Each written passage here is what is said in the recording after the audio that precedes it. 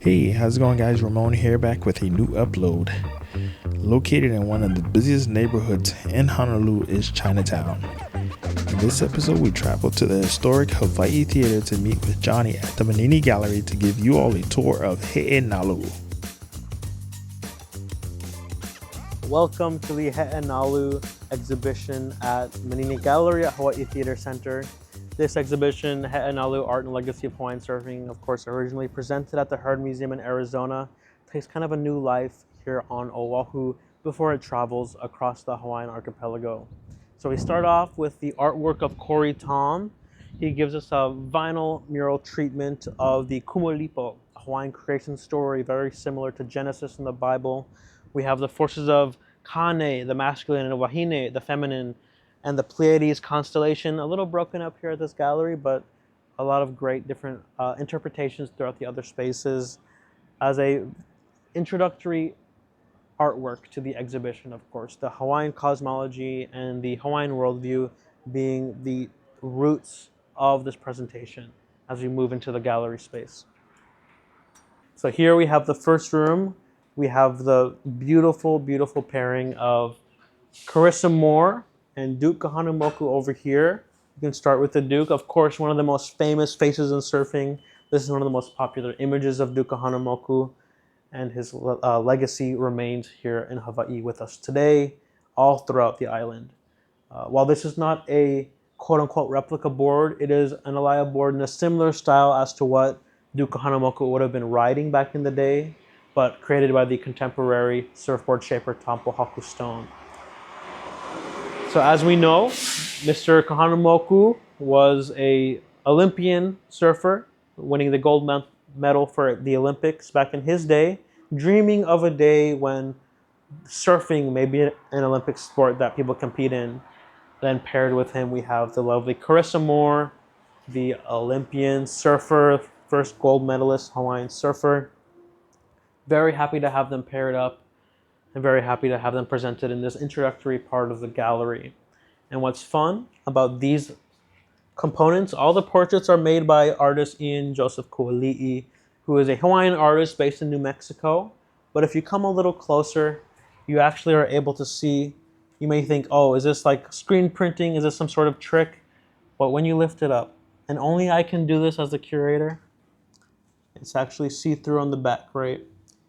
It's all one piece of paper, meticulously hand cut to make this pattern, painted with red verso, which is kind of like a very metallic paint on the back, to give it that red glow, to give that depth that lets it emerge as a portrait.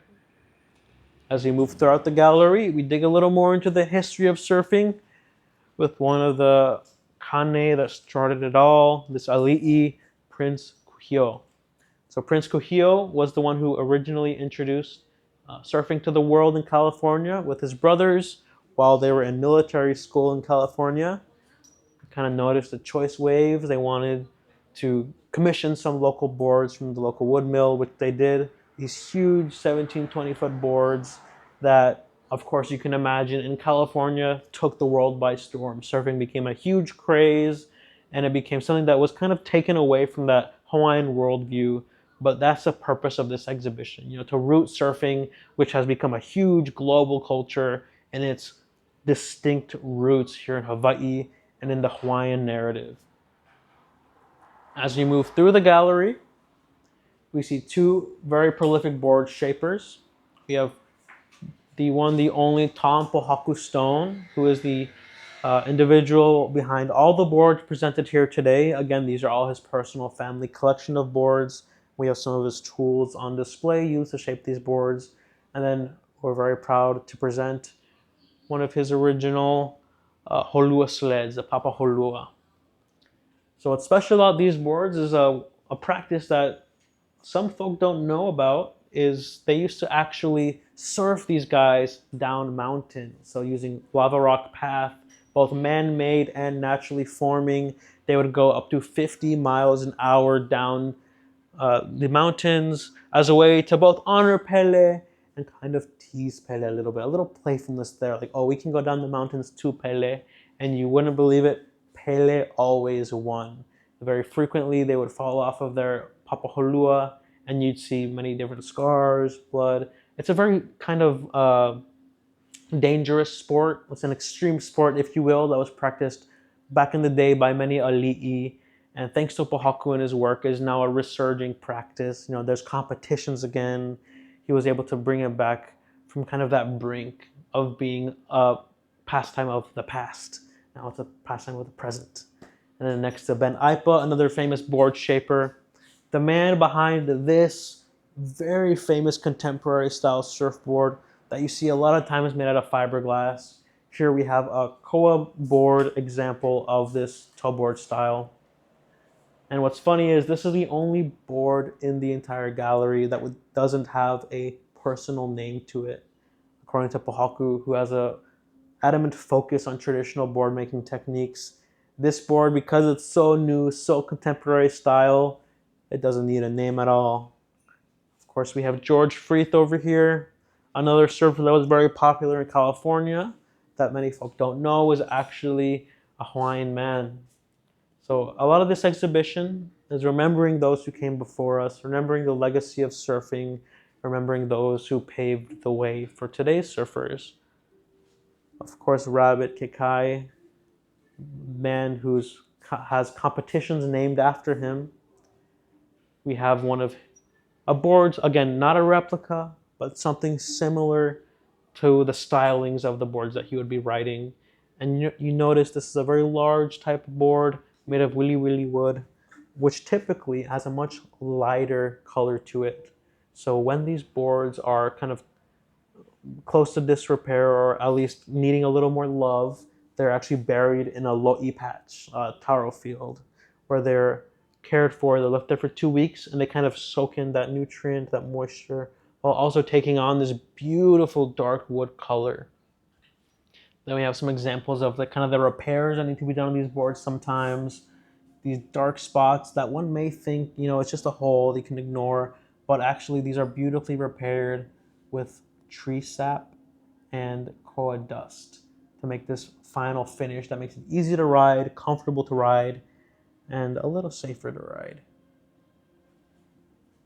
As we move through the gallery, we're catching the credits of it here, but it's the video contributions of both Dr. Clifford Kapono and the surf journalist Daniel Ikaika Ito. We have 2 videos on presentation here, only available to see in this gallery and Arts and Letters down the street, not available anywhere else on the internet. So Mega Lab is the project of Dr. Clifford Kapono, who helped fund this project. And there's 2 videos presented, one called Moho, that imagines, a time if Kahanamoku could make his way to the 21st century, if he could make his way here to see what's happening now, to see news like the surfers being banned from surfing under the Hawaiian flag at the Olympics. What would he say to that? How would he react to that? And then we have this other treatment from them after they realized they had a little extra money on the side. They made this second video for us that helps us remember the Hawaiian names of popular surf spots throughout Oahu.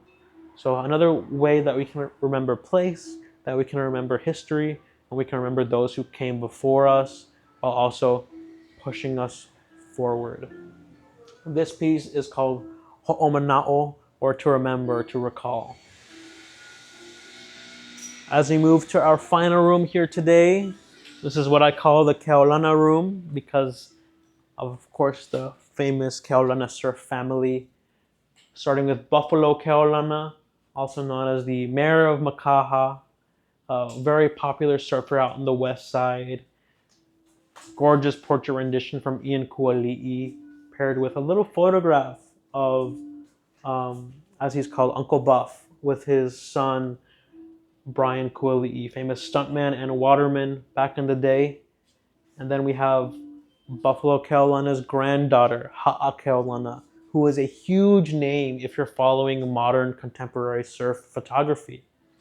Here we have the Ha'a Keaulana walls, a lot of different folks, very popular for their surfing and surf family roots. The Eddie Aikau Memorial, we have Bongo Perkins, we have some Keaulanas, we have Auntie Megs from Waikiki, lots of different folks. And so we have all the information behind these folks and the different kinds of contributions they've had and where the photos were taken. A lot of them on the west side. So as someone who's from the west side, I'm very happy to bring more west side artists over here to Honolulu town.